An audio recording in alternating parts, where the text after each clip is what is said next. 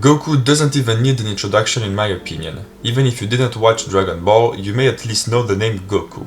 But anyway, if you don't know him, Son Goku is the main protagonist of the long-running anime and manga series Dragon Ball, created by Akira Toriyama.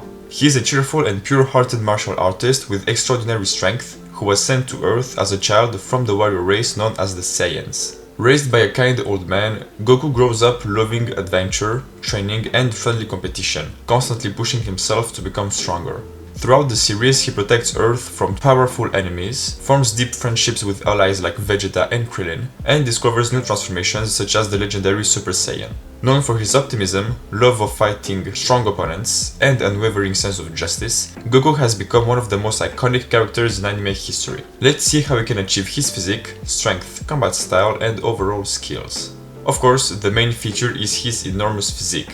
He's got a bodybuilder-like physique, which means that we will mainly train for mass. The legs will too be under heavy hypertrophy training to match the upper body and have some aesthetic. I can't tell you that he's got a splendid V taper because it will be lying. Instead, I'll tell you that he is massive and just focusing on one type of physique, like the V taper, will be wrong. I can also tell you that he's got some serious strength. Let's put aside the powers and just focus on strength here. He is not human and certainly not a normal anime character. He's got so much energy inside of him that strength is no joke. But I have to compromise. So I'll focus more on hypertrophy than strength. Don't worry, strength is here too. My man is a kung fu master. He doesn't just use Shaolin kung fu, he uses wushu, karate and jeet kune do. Shaolin kung fu is probably the closest inspiration. Goku's stances, fast punches, acrobatics, spinning kicks and training philosophy strongly resembles Shaolin styles.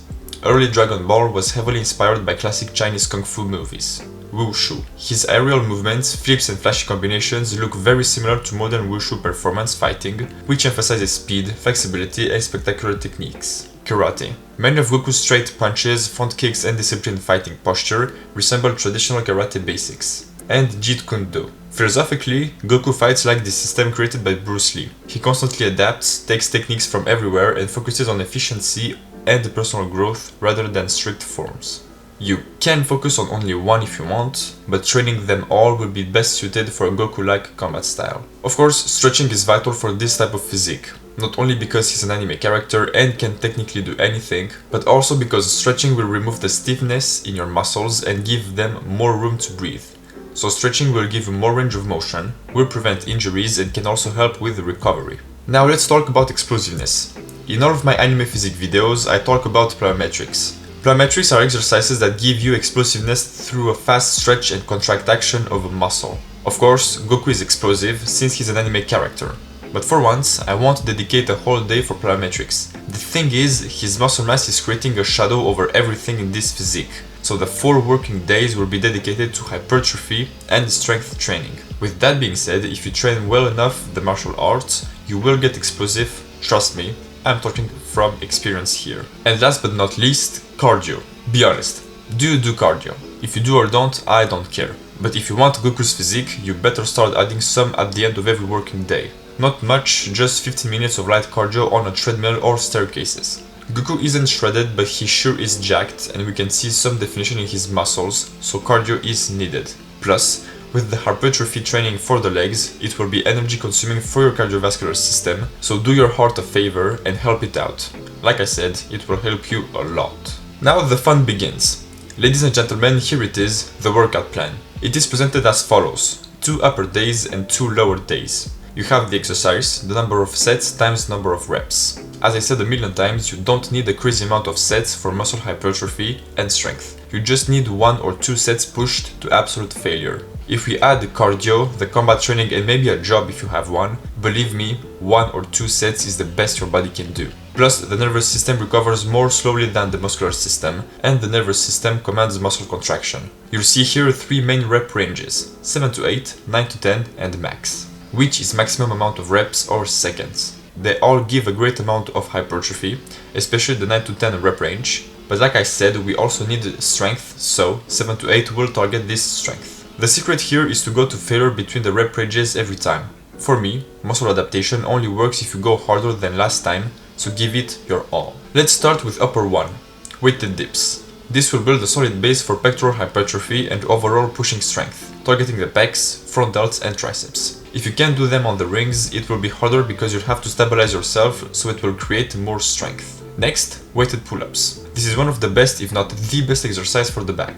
You create a nice V-taper and you'll build strength in your whole back. Next, we have lateral raises to build bolder shoulders. You can do them either on cables or with dumbbells. Next, shoulder press. Keep the bench angle at around 80 degrees, not 90, because it will be harmful for your shoulder joints. This will also help for the round shoulders and pushing strength. Only one set here because we use them on the dips and incline bench. And finally we have biceps curls. You can do them strict, which is no rotating motion, or with the rotating motion, which is the basic biceps curls. This will build thick arms. Moving on to upper 2, starting with incline double press. If you have a big rib cage, keep the angle at around 45 degrees.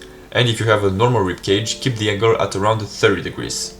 This will create the shelf of the pecs, giving them a fuller and more aesthetic form, and this will give you pushing strength. This will also work the front delts and triceps. Next, we have bent over barbell rows. This is useful to create the thickness of the back and pulling strength. This will also work the rear delts and brachialis and brachioradialis. Next, we have lateral raises, once again for bolder shoulders.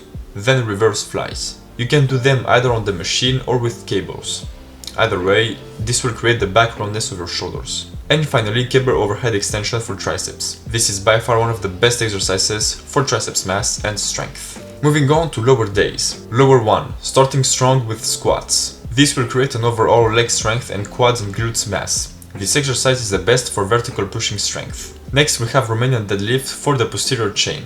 This will work the hamstrings, glutes, lower back and a bit of calves. This is great for pulling heavy objects. Next, we have calf raises. This will build calves mass and vertical strength. After that, we have shrugs for the traps. The reason I put it here is because in the upper days, we did everything we needed to do, and in the lower days, for now, we did everything too. So shrugs will give you a more complete look for your upper body and will help with carrying heavy objects. And finally, the hollow body hold for core conditioning. This will create the core strength needed for heavy lifting.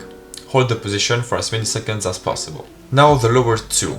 We'll start with leg extension. This will build the quads mass we need and will help with pushing strength once again. Next we have leg curls, seated or lying.